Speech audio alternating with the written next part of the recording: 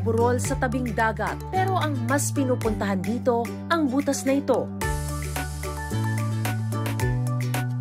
Ang Bantay Abot Cave sa Pagudpod, Ilocos Norte, kuwebang tila arko, sinamahan pa ng peaceful blue sea at breathtaking view na you need to see.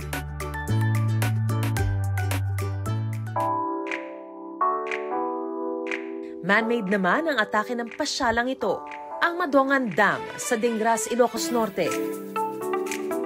Sakto sa people na gustong magmuni-muni. Curtain Falls ba naman, sapat ng pagmasdan.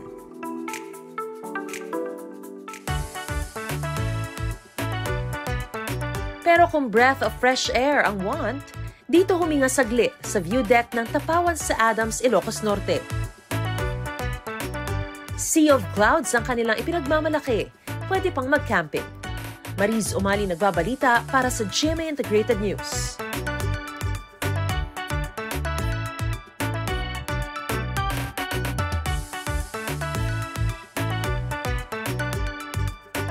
Huwag magpahuli sa mga balitang dapat ninyong malaman.